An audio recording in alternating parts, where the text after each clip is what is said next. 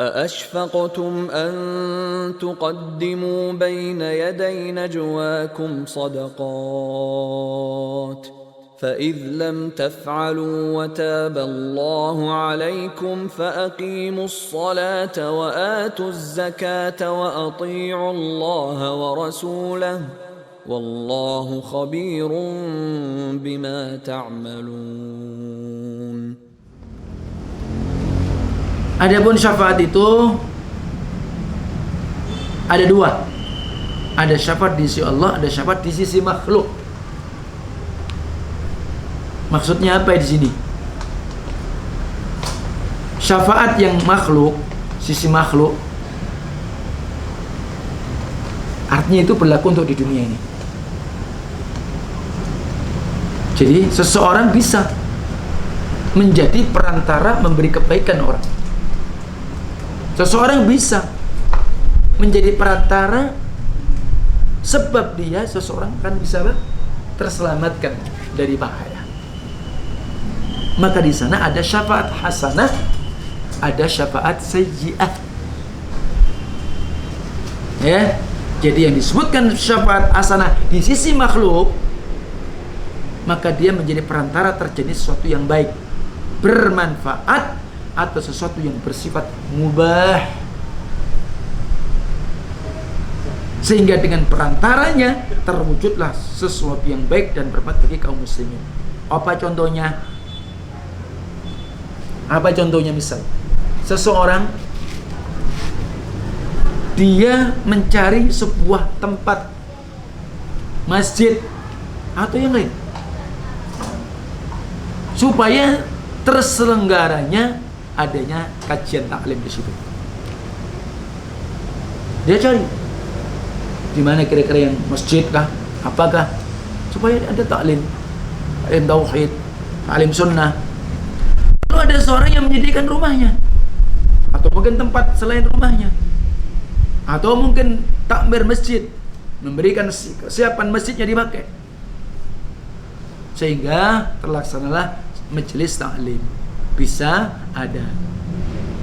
Dengan majelis taklim, banyak di antara manusia diberikan manfaat tentang berbagi ilmu, berbagi nasihat.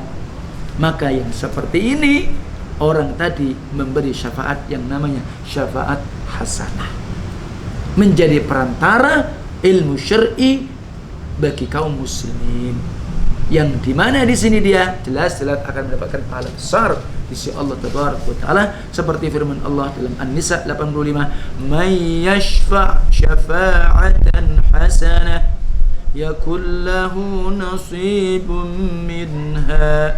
Siapapun yang membantu memberikan syafaat yang baik, maka baginya memperoleh bagian pahala nanti dari Allah, dari apa yang dia berikan syafaat. Namanya apa tadi?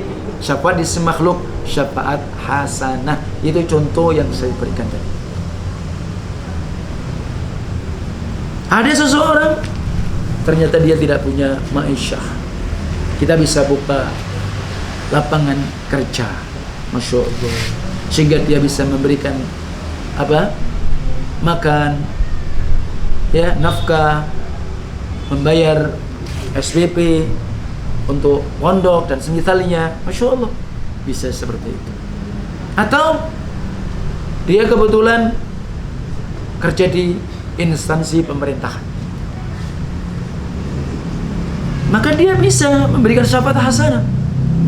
Ternyata dia bantu orang supaya mendapatkan kemudahan, yang intinya tidak ada tipu menipu, yang di sana tidak ada berkhianat, yang penting itu bisa.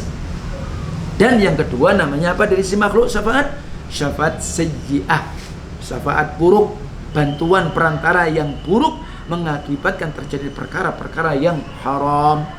Apa contoh? Misal seorang hakim menjadi perantara agar tidak terlaksananya hudud, undang-undang hukum, mestinya dikisos tidak jadi, sehingga dia batalkan dengan cara macam-macam, mungkin karena ada riswah, suap disuap, naudzubillah min dzalik. Ini ya, maka ini memberikan syafaat yang buruk. Atau sama di dunia ini, menolong orang, membantu orang, akhirnya terjatuh kepada kesyirikan. Ini penyelenggara travel yang mengantarkan orang itu nyembah kubur, hati-hati. Kalau memang kalian memang jangan hanya motifnya ekonomi, motifnya bisnis, travel, bisa jadi juga travel yang haji umrah ini, sehingga kemudian dia siapkan mutawif, pembimbing. Nah, salah di dalam memahami bagaimana hakikat. Misalkan tawaf, ya diajak pergi ke Cirona, di sana ada air suci melebihi apa? Air Zam-Zam, ini repot. Ya, dan semisalnya macam-macam. Ini bahaya pula. Ingat, karena ada syafaat dari sisi makhluk, ada syafaat hasanah, ada syafaat sayyi'ah. Wa may yashfa' syafa'atan sayyi'atan yakul lahu kiflun minha wa kana Allahu 'ala kulli syai'in muqita. Barang siapa yang memberikan bantuan syafaat sayyi'ah, buruk, yakul lahu kiflun minha, maka bagi orang yang memberikan syafaat buruk, maka dia akan menanggung, memikul bagian dosa ada padanya. Hati-hati. Bikin inovasi macam-macam, akhirnya tersebar.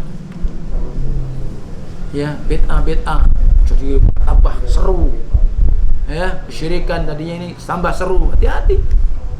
Ya, dan adalah Allah Tabaraka wa Ta'ala Maha Kuasa atas segala sesuatu. Ini yang pertama, ingat, syafaat indan nas. Ada syafaat di manusia, dan manusia bisa, tapi apa yang dia mampu tadi yang dimaksudkan.